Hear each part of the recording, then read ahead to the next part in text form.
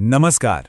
चलिए आज बात करते हैं इतिहास के एक ऐसे साम्राज्य की जिसके बारे में अक्सर कम बात होती है, पर जिसने दुनिया को हमेशा के लिए बदल दिया। जी हाँ, ये कहानी है कुषाण साम्राज्य की। और हम इसके 3 सबसे महान शासकों के सफर को एक-एक करके समझेंगे। तो हमारा सफर शुरू होगा मध्य एशिया के मैदानों से, जहां ये सिर्फ एक खाना बदोश कबीला थे। फिर हम देखेंगे कि कैसे अपने संस्थापक कुजुल कटफिसिस के नेतृत्व में उन्होंने एक मजबूत साम्राज्य की नींव रखी।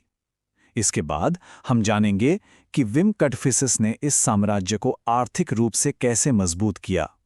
और आखिर में हम पहुंचेंगे महान कनिष्क के स्वर्ण युग पर और देखेंगे कि उनकी विरासत आज भी हमारे लिए क्या मायने रखती है।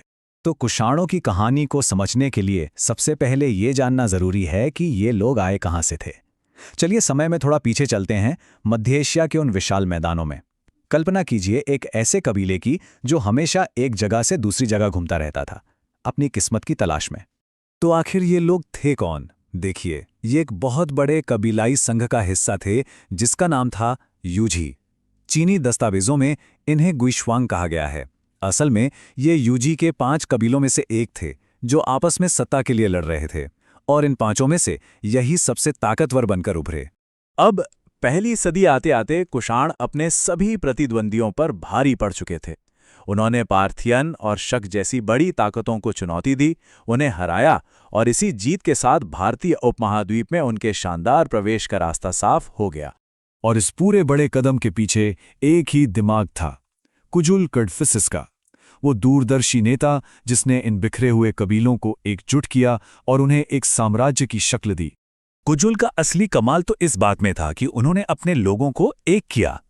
उन्होंने 5 अलग अलग यूएजी गुटों को एक झंडे के नीचे ला खड़ा किया। ये किसी कबीले के संघ को एक साम्राज्य में बदलने जैसा था। और फिर काबुल और कंधार जैसे अहम इलाकों पर कब्जा करके उन्होंने अपनी ताकत को और मजबूत किया, जिसने भारत में उनके विस्तार की नींव रखी। तो कुजुल ने तो नींव रख दी थी, पर उस नींव पर एक मजबूत इमारत खड़ी की उनके उत्तराधिकारी विम कटफिसिस ने। उनका शासनकाल साम्राज्य को मजबूती देने और कुषाणों को एक आर्थिक महाशक्ति बनाने पर केंद्रित था।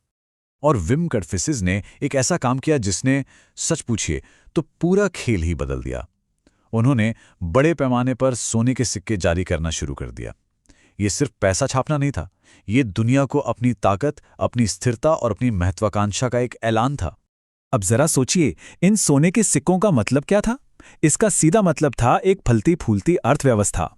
एक स्टैंडर्ड गोल्ड करेंसी होने से रोमन साम्राज्य के साथ व्यापार करना बहुत आसान हो गया, और इससे कुषाणों का खजाना भरता चला गया। और एक और दिलचस्प बात, उनके सिक्कों पर भगवान शिव की तस्वीर मिलती है, जो उनकी अपनी धार्मिक आस्था और भारतीय संस्कृति को अपनाने की इच्छा को साफ साफ दिखाता है। और अब आते हैं उस शासक पर जिसका नाम लेते ही कुषाण साम्राज्य याद आ जाता है, महान कनिष्क। उनका शासनकाल वो समय था जब कुषाण साम्राज्य सही मायनों में अपने स्वर्ण युग पर पहुंचा। कनिष्क का साम्राज्य वाकई बहुत बड़ा था। जरा अंदाजा लगाइए, ये मध्य एशिया के दिल से लेकर भारत में गंगा के मैदानों तक फैला हुआ था। ये पूरब और पश्चिम को जोड़ने वाला एक सच्चा कॉन्टिनेंटल एम्पायर था, जहां अलग अलग संस्कृतियां और लोग एक साथ रहते थे। पर कनिष्क को इतिहास में सिर्फ उनके साम्राज्य के लिए ही नहीं याद किया जाता, बल्कि बौद्ध धर्म के लिए उन्होंने जो किया वो शायद उनकी सबसे बड़ी विरासत है। उन्होंने महायान शाखा को संरक्षण दिया और कश्मीर में चौथी बौद्ध संगति भी करवाई। और सबसे बड़ी बात, सिल्क रूट पर अपने नियंत्रण का इस्तेमाल करके उन्होंने बौद्ध धर्म को चीन और उससे भी आगे तक फैलाने का रास्ता खोल दिया। इस एक कदम ने इतिहास की दिशा हमेशा के लिए बदल दी।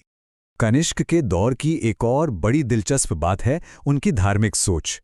उनके सिक्के देखिए, ये एक चलती फिरती आर्ट गैलरी की तरह हैं।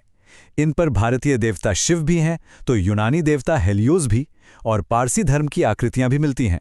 मतलब उस जमाने के हिसाब से ये एक कमाल का कॉस्मोपॉलिटन नजरिया था। तो कनिष्क सिर्फ एक महान योद्धा या राजा ही नहीं थे, वो कला और ज्ञान के भी बहुत बड़े संरक्षक थे।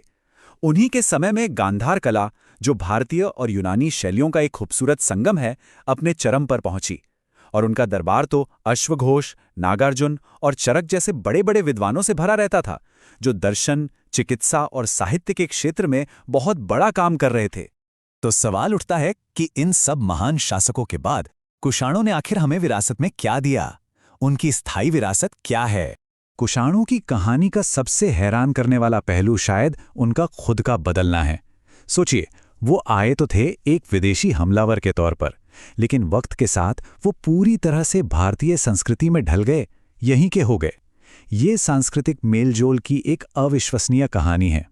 तो आखिर में हम कह सकते हैं कि कुषाण सिर्फ एक और राजवंश नहीं थे, वो तो पूरब और पश्चिम को जोड़ने वाला एक पुल थे। उन्होंने सिल्क रूट के जरिए विचारों, सामान और संस्कृतियों के लेन देन को बढ़ावा दिया। उन्होंने कला को एक नई दिशा दी, साहित्य को बढ़ावा दिया और एक विश्व धर्म को पूरी दुनिया में फैलाने में एक बहुत बड़ी भूमिका निभाई। उनका असर आज भी महसूस किया जा सकता है। तो आखिर में एक सवाल बचता है, क्या कुषाण काल को गुप्त साम्राज्य के स्वर्ण युग की बस एक तैयारी माना जाए, या वो अपने आप में ही एक स्वर्ण युग था? ये एक ऐसा सवाल है जिस पर इतिहासकार आज भी बहस करते हैं, और इसका जवाब शायद हम सभी को अपने अपने नजरिए से सोचना होगा।